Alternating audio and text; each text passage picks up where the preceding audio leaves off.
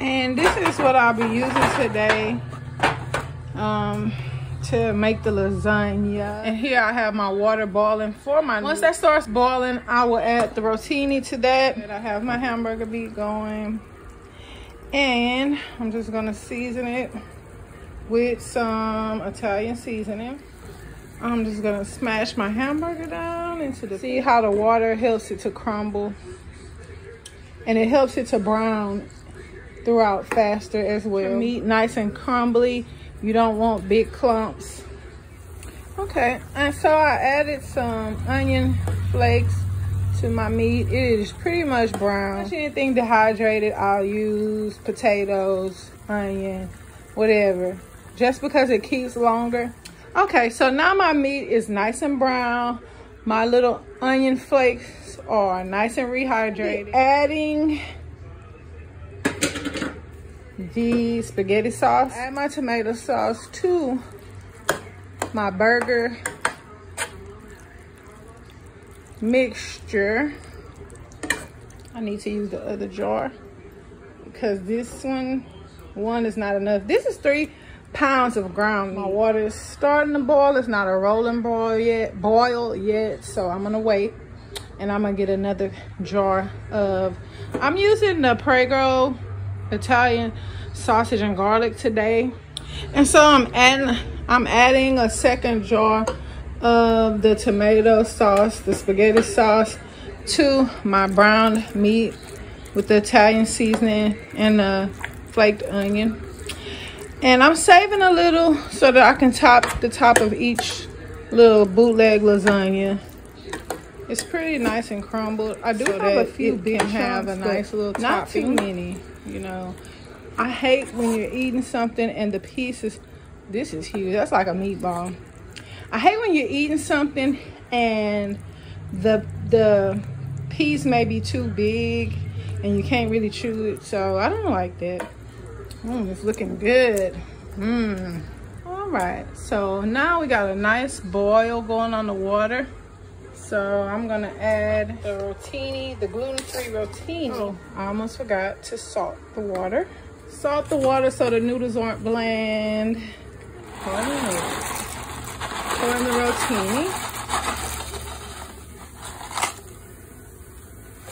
I do not want the noodles to be so soft that they lose their consistency in the process of continue to bake with the rest of the food, the mixture of the tomatoes and the cheeses. So I will be taking that out shortly, within a few minutes.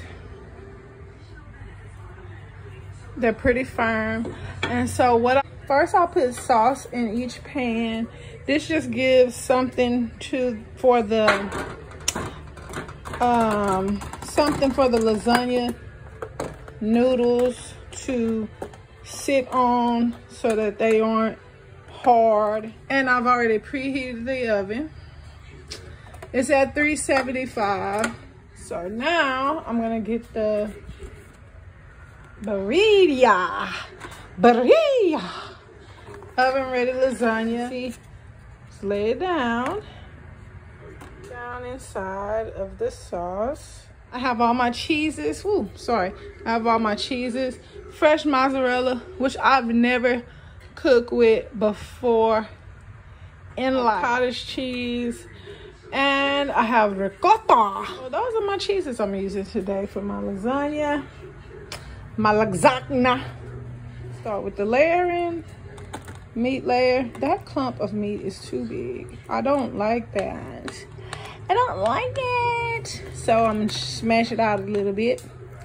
Put my meat mixture there. Okay, so I got all my cheeses open. Literally, I am just cutting the mozzarella and letting it fall where it may. I get some of the cottage cheese.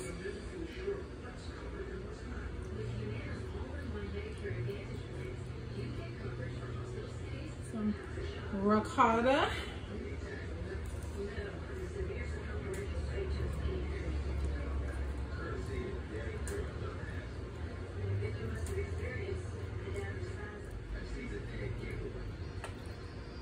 Go go ahead and get these noodles out. I'm gonna add some of these. A layer of rotini. Now, we're gonna come back in with some more meat.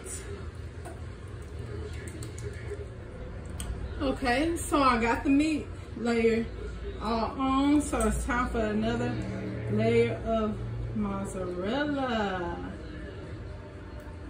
Another layer of mozzarella. Another layer of ricotta. Another layer of cottage cheese. And then I'll stick it in the oven. This is a massive lasagna. Like, seriously, it's ridiculous.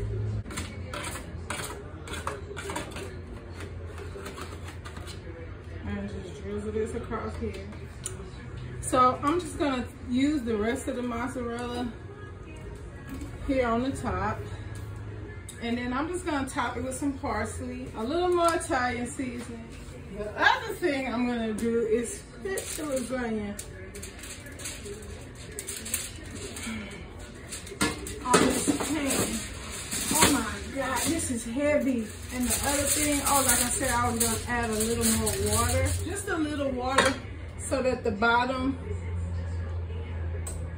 lasagna does not stick and burn and get hard. And I'm gonna cover with some foil for the first part of this little ride in the oven.